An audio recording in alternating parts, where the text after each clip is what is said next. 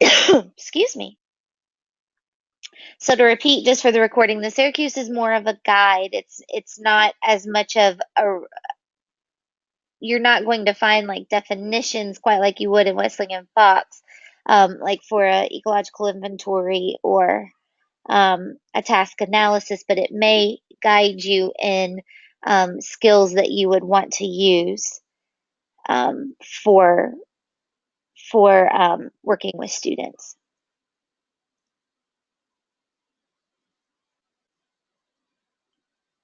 Right, right. So it would give you information about um, the environment that you're, I guess, like where you're working in, like that your student is working in.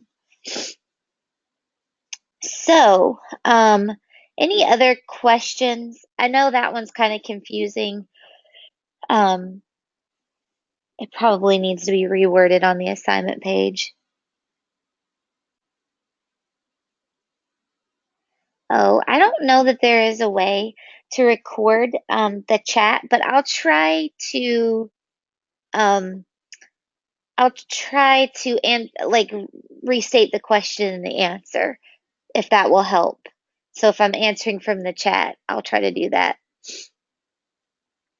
That might that might make it easier if you're watching it later. Yeah. Sorry, I know a few people have had some struggles getting in and out of GoToMeeting. Typically, I find GoToMeeting to probably be the most stable platform that I've used. For U of L, I use Blackboard and it is terrible. So I have switched, any of my online classes there to using GoToMeeting. But, just like anything, it depends on your internet connection. And I know some people are in more rural communities, and so you may not have internet that's as reliable as maybe other places. I will say, the options for online learning, to me, this feels like it's the best way. I kind of feel like since this is an alt cert program for a lot of you and also the first class for the MSD program, I really want you to be able to have at least a voice, if not a face that you can talk to and ask questions of. The chat sessions tend to get bogged down because of the typing.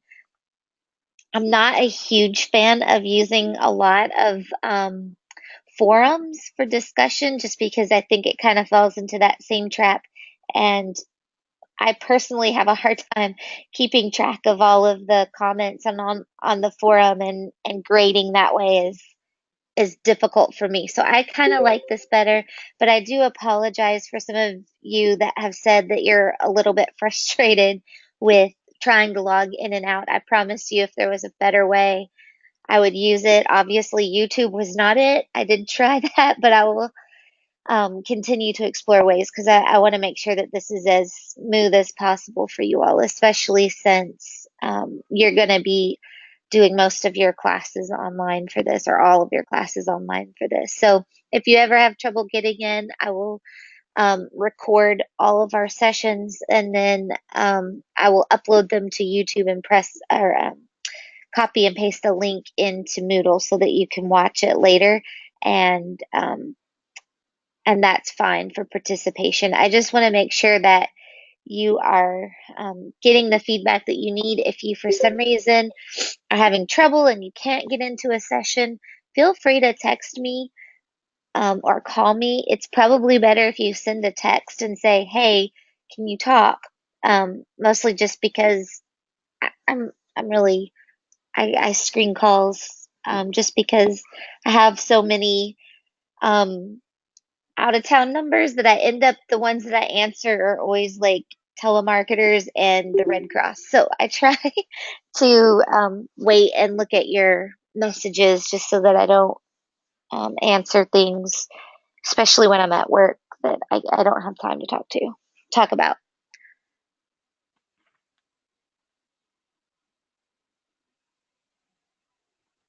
Okay, so Tiffany has a question about the ecological inventory. Is it due at midnight tonight? It is due um, today. However, I am probably not going to look super closely at the due date or the date that it was submitted when I grade it over the weekend. So if I get to it on the weekend, I'm probably not going to be looking at what that date is. 5 years late, you know. See, and so I can't do that. I'll have to go back and look at the date on it.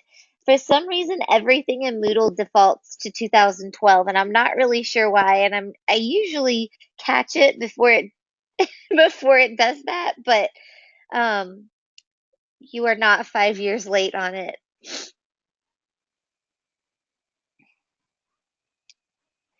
So the task analysis, she's asking one of the task analysis is supposed to be from the IEP and one is supposed to be functional, correct? So ideally, you can have functional skills on the IEP. The idea is that you might do one that would be more academic and one that's more functional. I understand not everybody has an access to an IEP right now, so that's fine. Um, but trying to look at the task analysis as something that's functional and something that's academic is kind of the focus on that. And I'll go back and look at that date and I should probably turn on my screen, try to change those so that they're not telling you they're turned in 5 years late. But I'm not really sure why it defaults to 2012. I would think it would default to the date that it's posted, but anyway. Any other questions about the assignment or anything?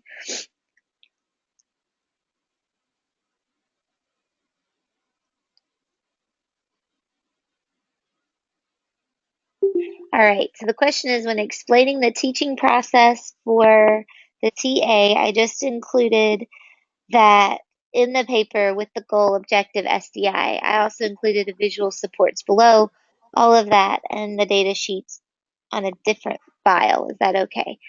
Um, so you're saying that you have a file with kind of a paper and then a file with your visual supports and data sheets? Two files? Or are you saying you have like five? Two. That's fine. Um, Sometimes if you post like five different files, it gets a little bogged down, but one or two is fine. Yeah. One is preferable, but if you have two, I understand that too, especially um sometimes with visual supports it is easier to save them as a PDF. So it's fine to upload to different files. The one, um, that's fine. It should be fine when I look at it's. She said one is done in landscape and one is done in portrait, and that should be fine when I look at that. Um,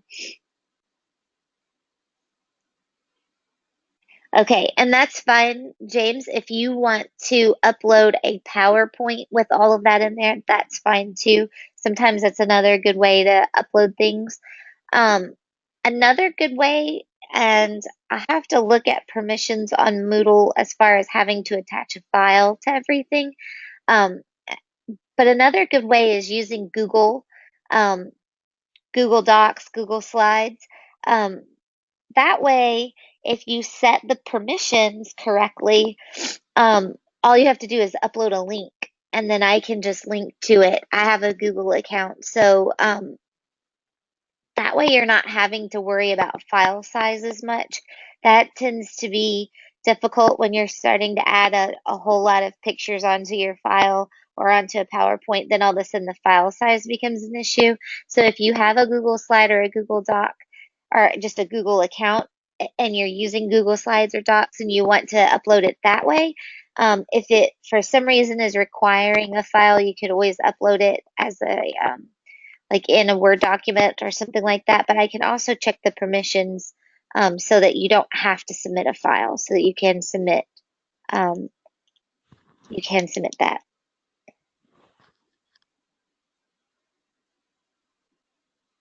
Okay, and that's so she said she did hers in Word. She used Paint to cut the pictures from Boardmaker and then just did the same for the data sheets and paste them into Word, and that's fine too. Um, you can also use Google Images or other images that you get on the internet if you're having trouble getting them over, or take a screenshot on Boardmaker if you know how to do a screenshot. That would be another way. It would save more like a PDF file. So that's another way if you're like making something in Boardmaker. The other thing is I have a Boardmaker online account, so if you send me a Boardmaker file, I should be able to open it. But I cannot promise that other professors in this program have a Boardmaker account. But I do. So if you make it in Boardmaker, I can open it.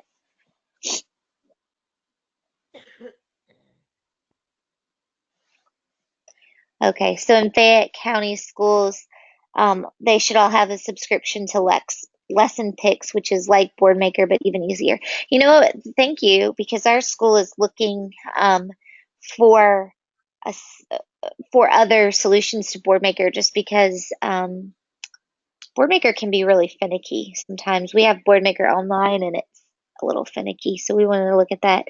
Also, if you're in Jefferson County, you should have access to Symbol Sticks, which is through News to You.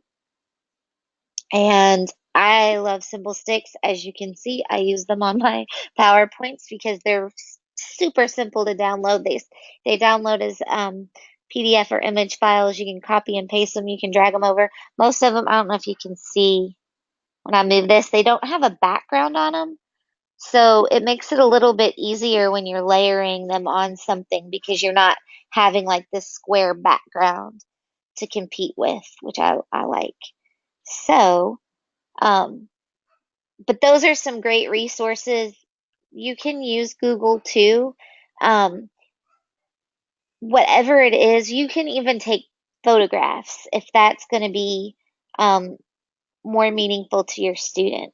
So, something else that I kind of discovered just in the last couple of weeks, we had a parent actually who has a son that has visual and a hearing impairment, and she made a tactile schedule for him that is amazing. It has like there are different categories, and each category has a certain color tile that also has like a cutout on the top of it, either like a half moon or um, like diamond or something that kind of gives it that tactile. And then she has these little objects that are glued to that as well as braille, um, which he can read some braille, so it that works for him. You may not need that for all of your students, but it's actually a really cool schedule. I'll have to see if I can take a picture of it and share it because a lot of times we talk about object schedules for kids, and it's hard to figure out how to do objects and then have a way to transport objects. And since these are relatively flat and they have Velcro on them, it would be easier to transport them. And it also is kind of a core board with the different tiles and the different colors. So I might take a picture. I don't think that there would be any like confidentiality issue with that. So I'll take a picture of it and show you guys. Because I think, yeah. Um, for your assignment later on, that is the assistive technology. Is that this class? Sorry. They're all melding together now. So, nope, that is in a different class. That's in 604. So, you don't have to worry about that. That's next semester. Um, and that will be taught by a friend of mine. And we're going to talk about it tomorrow. So, it's her first class. Be easy on her. Um, all right. So, any other questions tonight before I get started?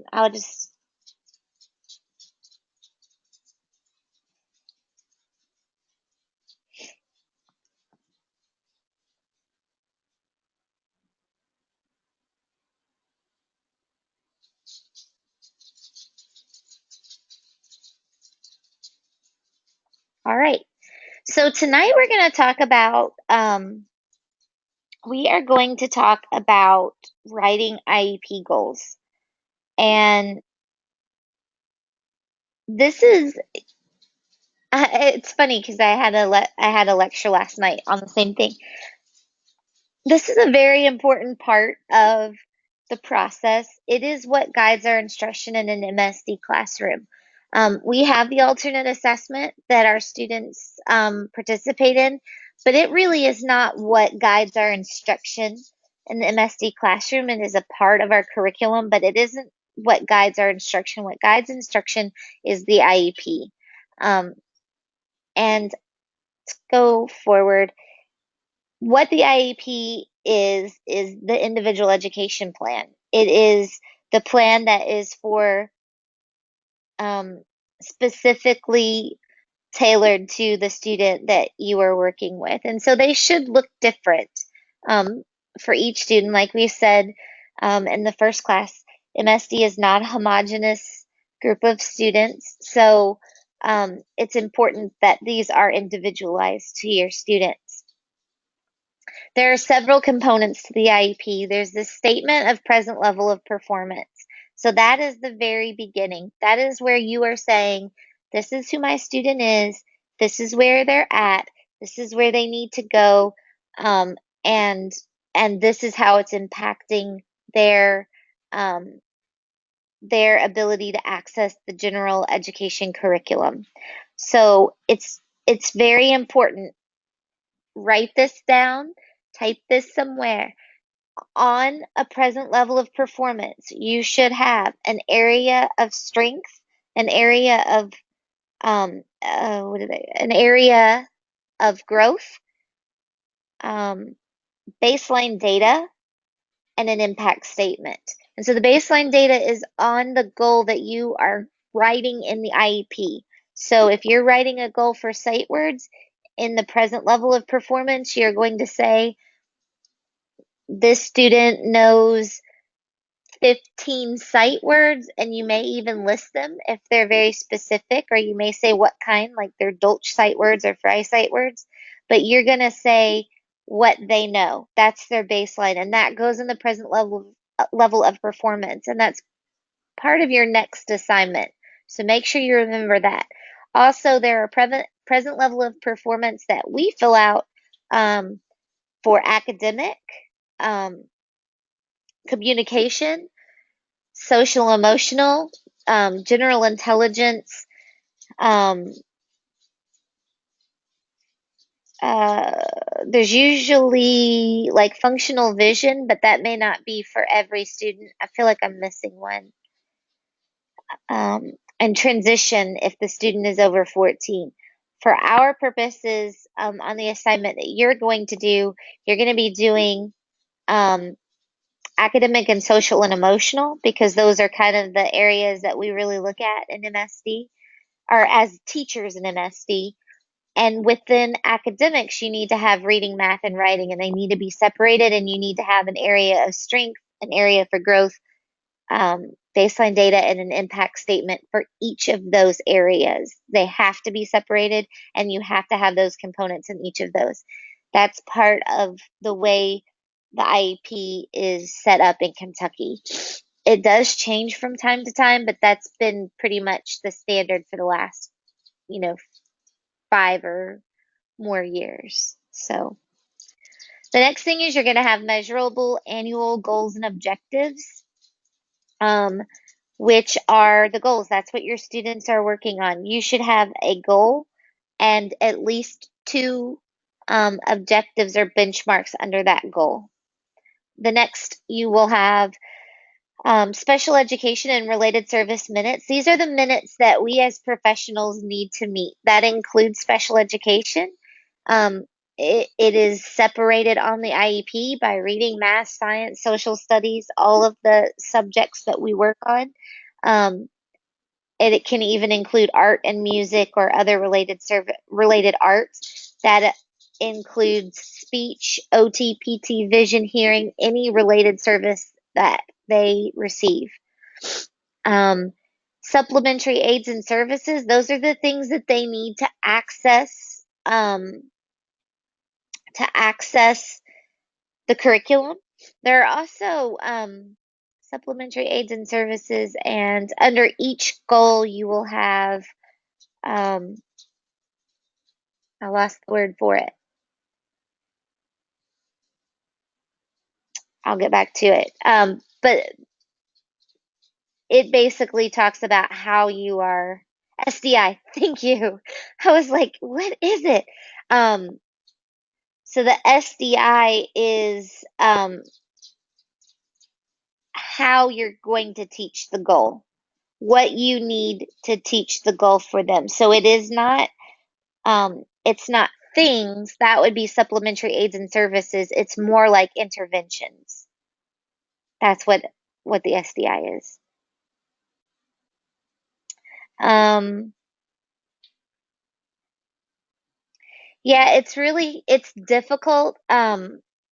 It is, and I think people still get that confused, even after you've been teaching for a while. Um, but yes, so SAS, the supplementary aids and services um,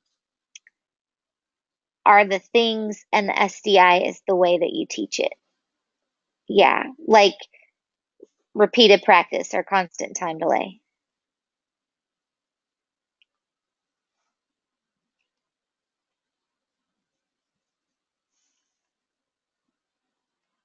All right.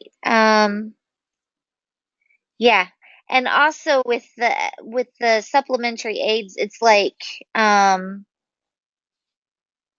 it's like the uh reader and scribe and paraphrasing, anything like that that's part of it. Sorry. For those of you who may not know, specially designed instruction, that is what SDI means, specially designed instruction. I keep saying it because we love our acronyms, specially designed instruction. So, though that is, if you think of it that way, if you think of instruction is how we teach it, and aids and services are what they need. So, yes, supplementary aids and services can be used in gen ed too. Um, You can even have like a 504, which is a plan that just includes the SAS. That's all that is on it. And typically, if it's a 504, it's for a student that either um, they don't need special education services other than that. So, like, we have students that have a 504 because they're hearing impaired, and like, they need to have voice to text program for when they're taking a test, or they need to have some kind of a like a hearing, what do they call that, voice amplifier. Thank you, Crystal. I'm gonna just turn it over to you because I cannot think of anything tonight. Yeah, so an amplifier, a voice amplifier, so those things might go on a 504. If you have a student that broke their hand right before it was time to take a test, they may have a 504 for just a temporary for having a scribe. Right. You are reading my mind. And I'm losing my mind slowly but surely. So I'm glad that somebody can look in there. All right. Least restrictive environment statement. We basically have to say that our students are in the class because this is the least restrictive environment for them. And that is very, very important, um, especially when you have students that are somewhat what I would consider borderline, because we want to make sure that we are not keeping them in an MST classroom or in a special school or something like that because it's convenient for us. We want to make sure we're always looking at least restrictive environment, and just kind of a hierarchy of that.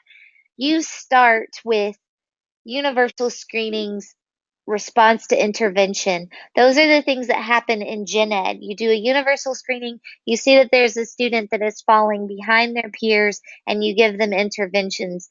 That is a preventative um, program, so that hopefully we're keeping them from being in special education. Then you move into um, a referral and evaluation for special education.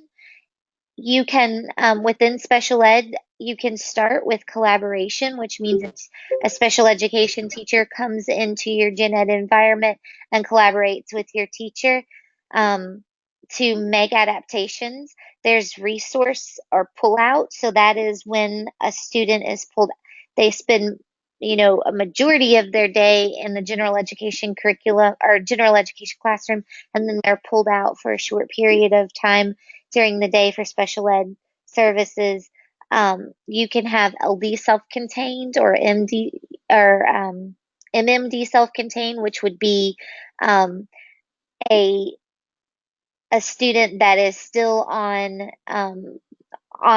like the K prep assessment, general education assessment, but they're in a self-contained class with fewer numbers.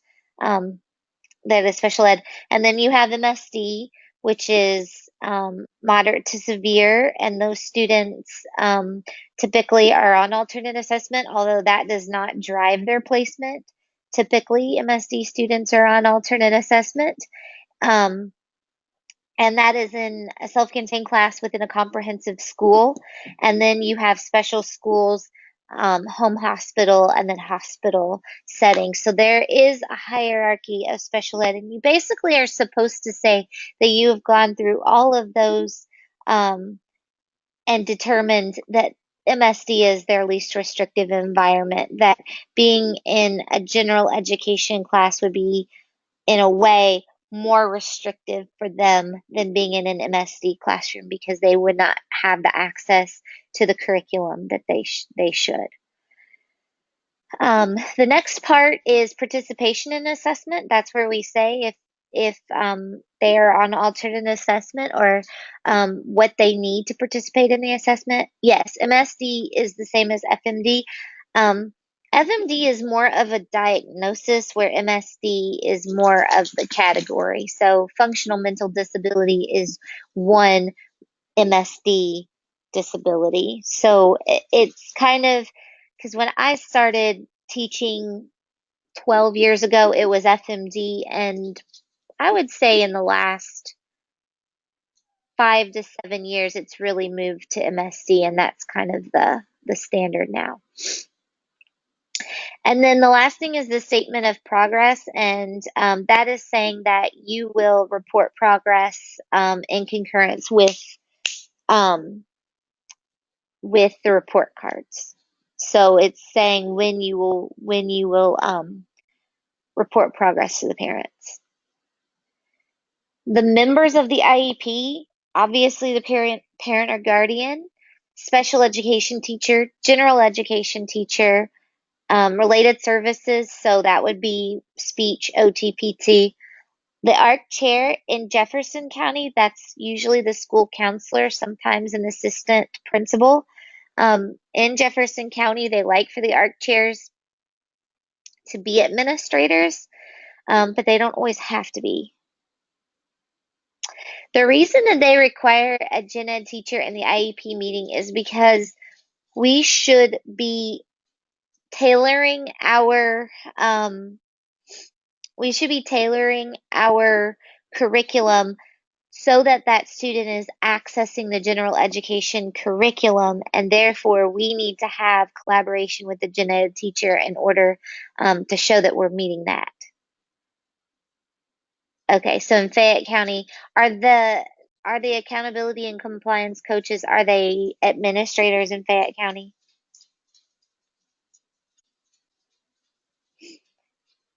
A psychologist when appropriate, typically for Jefferson County, just because it's a big school district. The psychologists come when there's an evaluation, um, and then the student when appropriate. We have placement specialists in Jefferson County, which is probably similar to what you're saying. Are they in? Okay, so they have a couple of schools. I think just because our district is so big, um, we have our placement specialists, they tend to have quite a few, like 10 schools or something like that. And they will do any kind of referral or placement in special ed, but they don't chair all of the meetings for us. And I think maybe somebody told me at one time in Oldham County they had psychologists who chair, but now um, I think it's school counselors or APs. I actually think, Crystal, that that would be a really good role because I think what happens for us, at least when it's APs and counselors, is our counselors just become ARC chairs. They really don't get a chance to actually do school counseling at all. And I think that it takes away from their intended purpose in our schools. So I actually think having somebody who just chaired meetings would be a good role. But they don't ask me, so that's just my opinion. All right. So I'm sure. So the components of a goal. Yeah, I don't know that my principal has ever chaired a meeting. I don't even think he has the ARC chair training, and we're an MSD school. So he would probably see that as below him. Yeah, oh no, he doesn't come. Maybe if it's like a really hot case or something, but no. Sometimes if we're getting a new student. Components of a goal. The goal should be something that can be completed in a year. This is important because it's very easy to write a goal that is too high for your student to attain. And it's very important that that goal is something that they can do in a year. Benchmarks are steps that lead to the goal, 20, 30, 40 sight words, so that we can get to the goal of 50 sight words. I do not like benchmarking for MSD. There are definitely situations where benchmarking is an important way, or is an appropriate way of doing your goal. But I kind of think for MSD, short-term objectives are better, and the reason that that is because our students typically have either splintered or scattered skills, which means sometimes they get one part of a goal. Um, they miss the middle and they have the end. And so there are things that are different components within that goal that need to be worked on. Um, it also allows for you to have um, an annual goal and also work on some things simultaneously with the student that they need to be working on. Okay, so in Boone County, if the goal stands on its own, we don't have to have benchmarks anymore. I would say that um, that's probably fair, but for MSD students, we're we've kind of already identified that they have a significant delay, and therefore we should probably look at our goals and see how we can break them up. Because if either we're going to write a goal that will not take a year to complete and we'll finish it before it's time, or um, or you're writing a goal that may not be obtainable. You found that benchmarks are helping to show more progress, meaning that when you meet a benchmark, you're showing that you've made progress on that goal rather than having like objectives that would have a varying amount of progress on them because they're different. Is that kind of what you're saying, Tiffany? Right. I think that the big thing for MSD is just that our students are their skills are very scattered. And so you want to look at the goal and look at the different components of that goal and make sure that you're getting all of what you need into it so that you can properly teach it. So when you're writing a goal, it must be measurable and observable. My favorite example is when I started, um, I will actually, I think a couple of slides down, I'll talk about objectives again to show you, but I'll go back up. Student will orient to learning materials. Okay, so it's intermittent steps that break the goal into discrete measurable components. Student will orient to learning materials. Student will interact with materials related to the learning target. Student will identify learning materials from a field of three. So it's kind of breaking it into sometimes we just need to know that our student is orienting. There's still kind of steps that all lead to um, the annual goal, but they could be worked on simultaneously, where a benchmark, you may be working, you're not working on them simultaneously. So measurable and observable. My first teaching job, every one of my IEPs said, student will increase learning in the area of cognitive reasoning, which is the most unmeasurable, unobservable goal I've ever heard. You really need to steer away from words like appropriate. And I'm trying to think of some others. I really appropriate is like one of those words just like search and find because you don't want to have that one in there.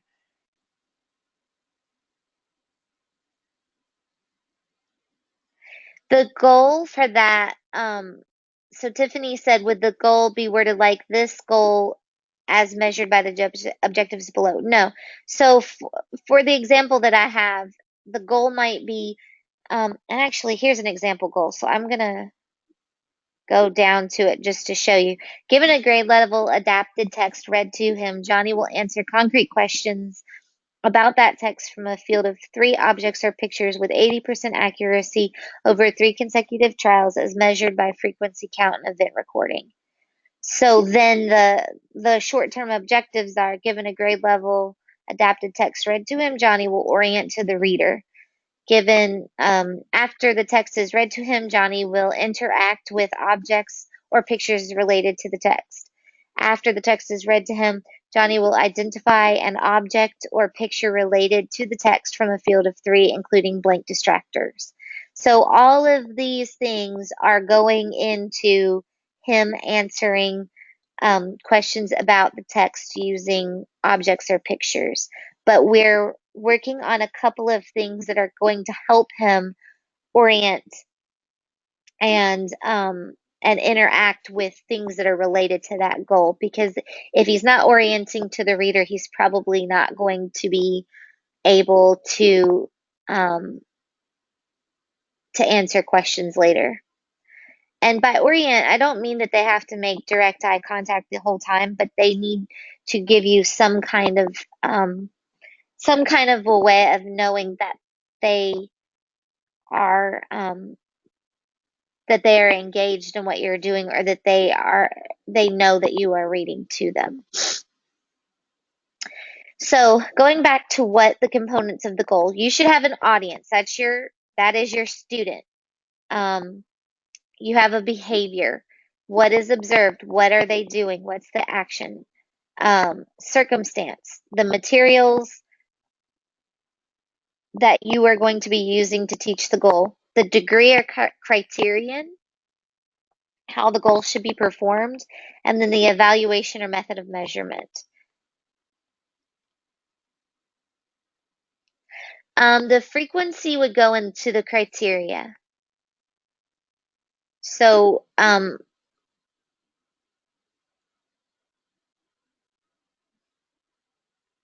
so, so when you say frequency, do you mean you have to say like 3 times a week?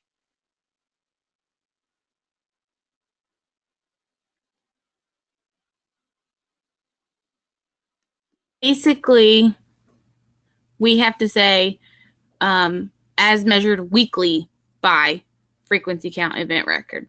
Is that in MSD?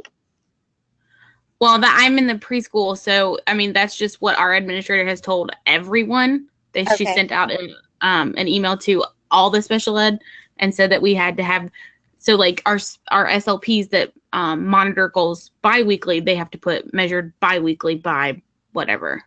Okay. I actually have Um, not heard that one. And the I reason, go ahead. I'm sorry. I teach MSD, and my the director has just went to a training with the state, and our school is actually under audit this year. And they told her that that is part of the frequency now, that it is to be included in the goals, that you are like, how often will you measure? Will it be biweekly, weekly, however, like it is supposed to be in there. They had just added that into the goals. Okay, I'll have to check on that. I had not heard that yet, but I will check on that. Because I hadn't heard that one yet.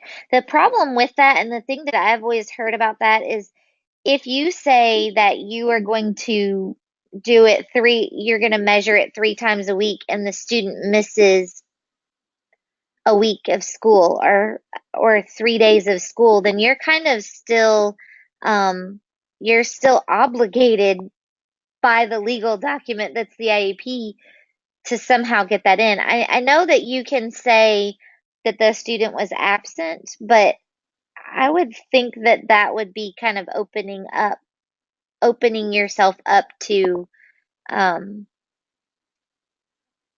up to basically a lawsuit. Yeah, I have heard that you should have at least um, one data point every 2 weeks. That's like the bare minimum. Yeah, I would only write weekly, but I would still be cau cautious of that. I would almost like say 4 times monthly because you could have a student that misses, if you have kids that are sick, they could miss quite a bit of time. Huh. You have to post data once a week. I'll have to check on that. I have not heard it, but that doesn't mean that it's not true. Just being in a big school district, things get filtered down and it takes some time sometimes before it gets to us. And sometimes in the smaller counties, it gets to you all a lot quicker. Okay, every 10 days. Yeah, I mean, ideally in a classroom setting, you probably want to be taking data at least twice a week on your goals or at least on a short-term objective of that goal. Um, but what I've always heard is that it has to be at least twice, or at least once every 2 weeks. I'm going to text my counselor and ask her.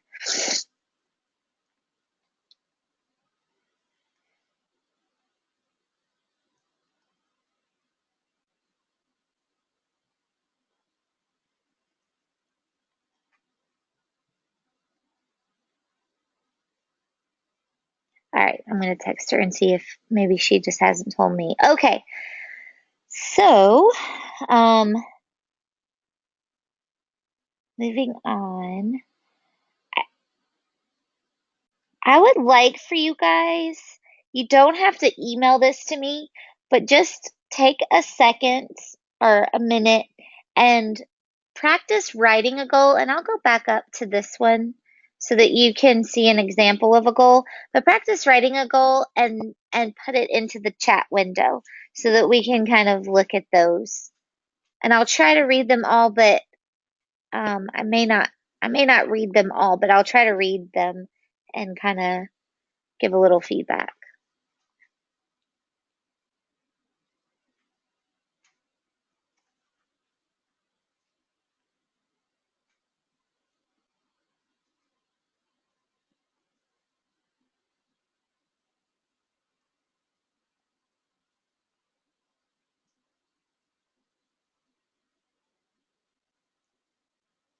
Um, you can do you can do reading or math. I think I did say reading in this, so go ahead and do reading.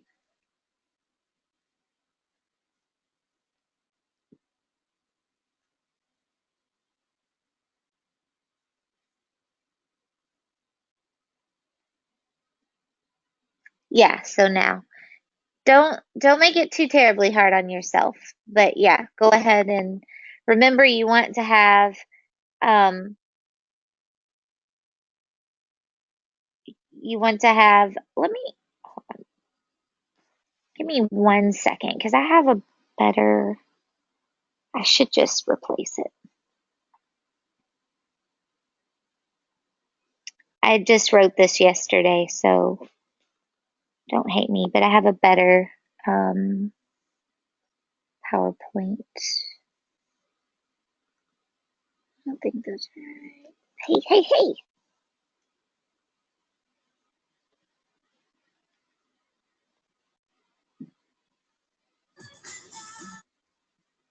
So here's a maybe a better, so you can, because it gives it to you in the order, but there's a condition statement. So given this observable behavior, student will, criteria for mastery, perform at this percent with this accuracy, um, method of measurement. So that kind of helps.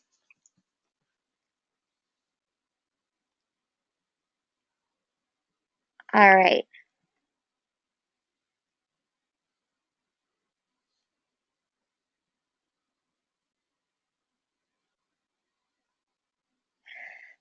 So Rachel said the question becomes some of my goals say age adapted, some say Lexile 300 to 400, and yet others say grade level.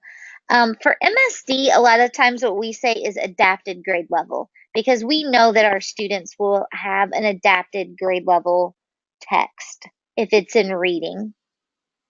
So that might be a little bit different from MSD or from LBD.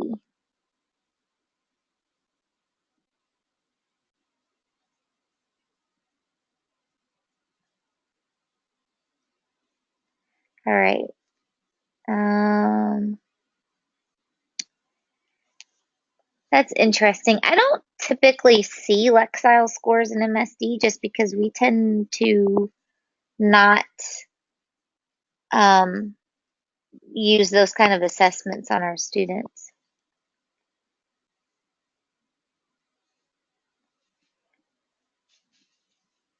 Okay. Sometimes there's a, if you are already teaching LBD, moving towards a MSD or moving to an MSD IEP goal, um, there's still some, there's some differences in there. And so sometimes those things are still included. So let me see if I can find some.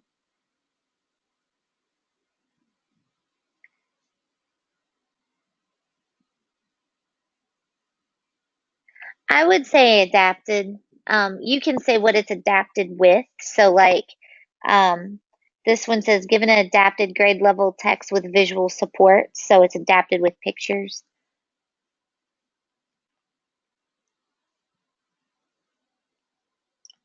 All right. So Shauna says given an adapted grade level text, show will answer comprehensive questions with 60% accuracy, 3 out of 4 trials.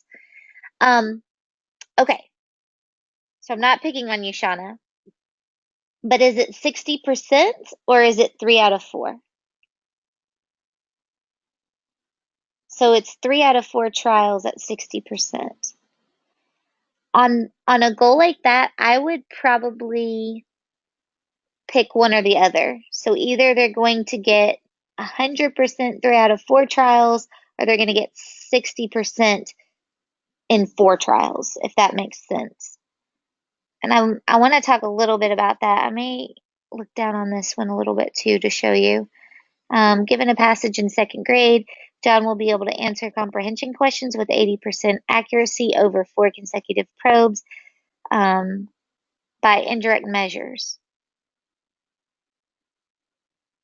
Okay, that's okay. That's why I want to do some practice. So, if you are writing a goal, you do have to have a direct and an indirect measure that you're using, and you should say what that measure is. So you might say frequency count or um, duration or latency data.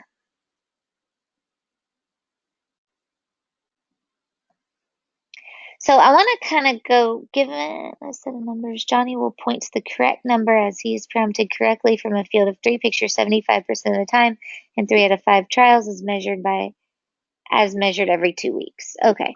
So I want to go, so some of the methods of measurement, just to kind of go over this, you have permanent product, anecdotal recording, running record, event recording, interval recording, latency recording, and duration, and we'll talk about these in a couple of weeks, I think. But I wanted to go to criteria. Okay, so one thing to think about in criteria, especially for an MSD student, when you're looking at the student and you're looking at what kind of progress they're making, you may want to consider the criteria rather than the mastery level. So I guess there's a little bit of a debate that 80% is considered mastery um, for a goal. Um, but in so looking at this example, students will learn 10 sight words with 80% accuracy. Would it make more sense to say that the students will learn 8 sight words with 100% accuracy? If the goal is for them to learn 8 words, can we just say that it's 8 words? Or if what we are seeing is that our students are not making progress where they currently are, can we change the criteria? So instead of saying that they will, um, so this one says given a set of numbers ranging 1 to 100, that he is prompted correctly from a field of pictures at 75%. Um, could we say instead of 1 through 100, because he only got to 50, that we're looking at 1 out of 50? Does that make sense? So it's kind of like changing the criteria rather than the mastery. And a lot of times it's difficult, especially when you have students with very, very, very complex needs. It's difficult because they're making such, incremental, slow progress that sometimes it's difficult to figure out where to set your criteria and where to set your mastery. So when you're looking at a goal and you're like, they're not making progress, I wanted 10 sight words and they have 2. Instead of saying that they'll learn 10 sight words with 20% or 30% accuracy, maybe you scale it back, or maybe you change the way they're answering it. Maybe they're pointing to a sight word out of a field of 3 rather than reading a sight word. So you're looking at the criteria and how you're measuring it sometimes rather than changing the mastery of that goal. And that's difficult. And, I see it a lot, especially at my school, because our students have so many needs that you'll see a goal and they have mastery set at 40%. Well, really, you kind of don't want to see goals with mastery at 40%. So change the criteria of how they get there and bump the mastery up a little bit.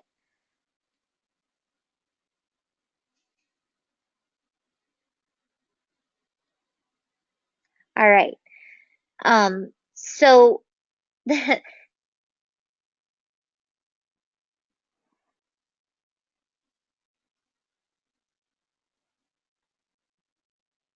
right. So James says I have K through 1 MSD students with 3 to 4 never attending school and most nonverbal. Would it not be better to put the goal of how many numbers or how many letters correctly? Yes. Or um I would even look at um can they identify any letters or numbers? Could it be that they'll identify a letter from a symbol or a picture or a number from a non-number? So sometimes it's taking it way back. It's taking it to to some really basic levels. Sometimes it's just that they're going to tolerate hand over hand um, assistance when exploring math materials. So it does not, that is still math instruction. Um, but it's scaling it back to the level that your student's at. And I do understand that that can be difficult, especially when you're new, um, to really know where to go back from where you are. And let me go up forward. Okay. I don't have it on here, so I'm just going to show you. I do have it on Moodle, and I'll show you where it is. We have made at my school what we call an essential skills checklist. And I realize I have 2 minutes left, but I'm going to show you guys this because I know you're going to love it when you see it. Um, this is probably what I need to do my dissertation on for my doctoral program. But anyway, so this is our essential skills checklist. And what we have done is we have created a list of, so if you ever look at assessments for MSD, you will see that they go from um, like orienting to a sound to joint attention. And that is not how our students typically learn. And so what we have set up, and I encourage you guys to look at this and give feedback if you want, because it will help me. Um, So we have it set up in, we have participation, responding to a voice or sound, responding to physical contact, turning in the direction of a sound source, orienting to the direction of a speaker, making eye contact, tolerating physical assistance, using body to manipulate the environment. Believe it or not, we have kids that we would love to swipe materials off of their tray so that we know um, that they don't want to do what we're asking them to do. Demonstrate body awareness of body parts by following directions. So move your head, pick up your foot, that kind of stuff. Cause and effect, recognize their own name when spoken. So if I call out your name, are you going to look at me? If I call out your friend's name, are you going to look at me? So just some of those things, and I'll let you guys read through it because I realize we're almost done time wise here. Then we do have a little bit of information about behavior, and it's looking at uh, things that even consider like low level of alertness. This is kind of our cheat sheet. It's what we don't necessarily have on the IEP, um, but it gives us a good idea of where the student is. So we would never write a behavior plan for low level of alertness, but that actually is behavior that is impeding the student's learning. Um, so then we have a communication section. This was written by our speech therapists. We have a motor skills section. This is basically informational. It's how they transfer, what they do, how how they are mobile, what they use for mobility, toileting, bus feeding, those kind of things. Then we have a section that's pre-reading and some letter identification, vocabulary comprehension, and some pre-math skills. And we do need to look at the academic parts of it and update those, but it will give you an idea of when you're looking at math. Um, Sometimes your kids are attempting to touch or tolerate math manipulatives, exploring manipulatives, demonstrating an understanding of cause and effect, matching objects to duplicates. If you give them a square, can they match it to another square? So I we've worked really hard on it, and I think that it's a good tool, and it's something that is, if you have a new kid or you are new, you can go through this, you can test some of them very easily and get an idea of where your kids are at. Some of them are not going to be on this because this is what we have written for students with very complex needs, but it could be very helpful, especially for some of your students that you're stumped on when it comes to writing, reading, and math goals. All right. So my counselor says that she has not heard that yet about the frequency, and she's gone to her training. So I'll have to keep my ears open about that one. All right. Sorry, I've gone over our time. Um, but I like to make sure I respect your time. Um, do you guys have any questions about what we've gone over tonight? We will go over goals again, and I also have a spot on Moodle where I have writing present levels that gives you a little bit of information about writing present levels of performance, so that can kind of help as well. Yeah, Crystal says she once had a student whose goals were to respond to physical stimulation, and that's important. Sometimes we have students that, won't even tolerate hand over hand assistance.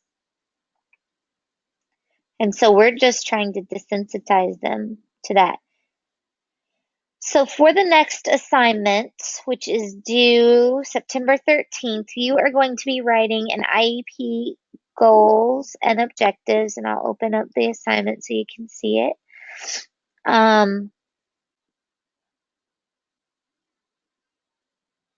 You can, if you don't have a student that you're currently working with, you can, um, you can make up the data. Um, so you're going to quickly define annual goal and let's see, you will find definitions for annual goal, behavioral objectives. It even tells you it's on page 112 of Westling and Fox. The 5 characteristics of goals and objectives that should be present. And you can go back to the PowerPoint for that as well. You are going, so this is telling you all of the things that can be addressed or may be addressed on the IEP. You're not addressing all of those.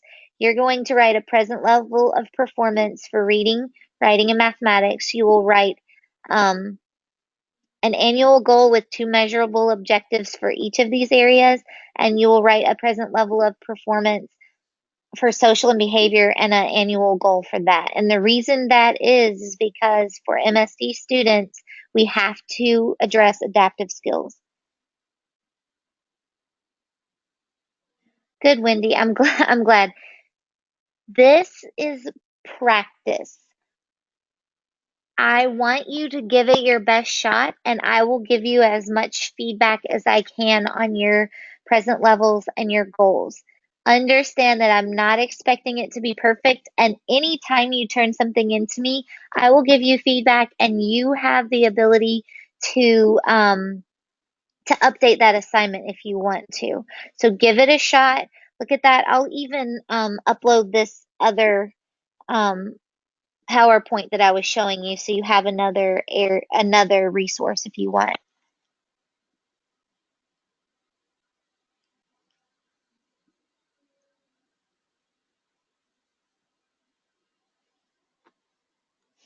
I'll have to look into that, Rachel. She says there's an IEP goal writing class in Lexington on the 13th and the 26th. They probably wouldn't, but just because we have low incidence program that would go to that, but it might be worth asking about.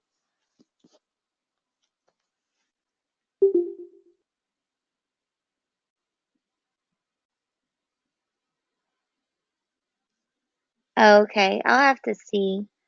I have somebody else that I can ask that question of as well. So, all right, if you don't have any questions, you're free to go. I'm not trying to hold you hostage, but if you do have questions, I'm happy to answer them.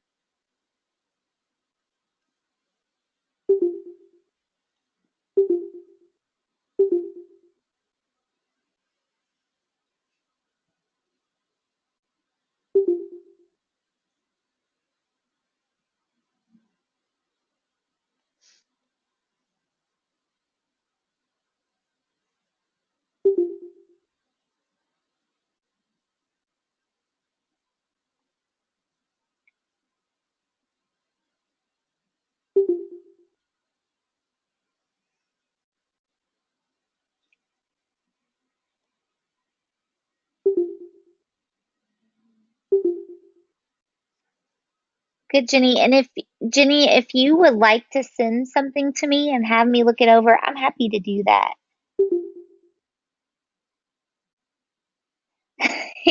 Yes, James, if you turn in the assignment, I will not mark it late if you turn it in this weekend.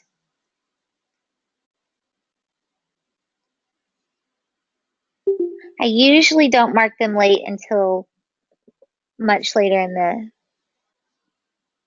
the semester.